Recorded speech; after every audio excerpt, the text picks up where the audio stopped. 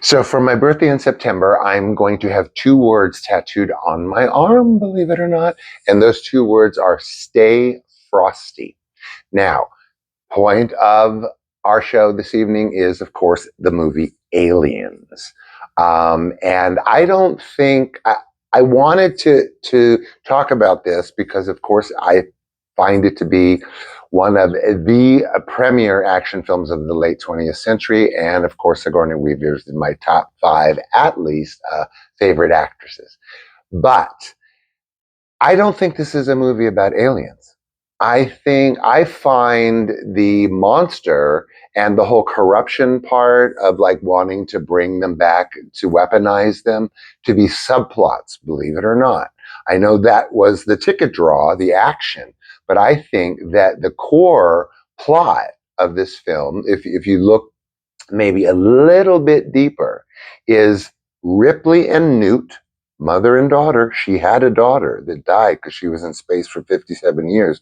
Now she has a new one. You'll notice Newt at towards the end of the film calls her mommy. And we have a queen, okay, alien queen, and her nest and her offspring. So this is really like so much a part of this movie. And the fear, just as a side note, that hits Ripley, I think, is her courage. And of course, there is this conflict between mothers. I mean, let's face it, whether we like it or not, the monster's a mom. Oh boy, double on, I mean, just never mind that one. But I think that, okay, so if you haven't seen the film, you have to see the film. Because of course, if you haven't already heard it, there's the iconic line when she gets into this huge sort of lift mover thing. You've probably seen the movie or pictures, and fights with the giant queen alien. And of course, the iconic line is thump, thump, thump. Get away from her, you bitch. And then they start fighting. One of the best fight scenes also ever. But what I'm seeing is get away from mine or I will destroy yours. Don't touch mine or I'll destroy yours. And that is sort of this mother conflict that I'm talking about. Now also we have a cast that is stellar.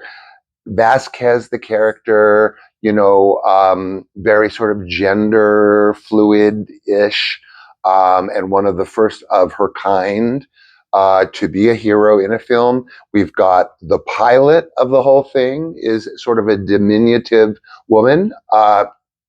Remarkable, I think, for 1985, which is when it was shot, released in 86. And of course, we've got Bill Paxton. Now, Bill Paxton is one of my top 10 at least favorite actors ever. He combines a panic but this hysterical dialogue at the same time, and that's not easy to do. So maybe courage, like I said, is not like the absence of fear, but it's what you do with that feeling of fear. And I also think that sometimes the most dangerous creature is not a monster, but someone that comes between a mother and her child.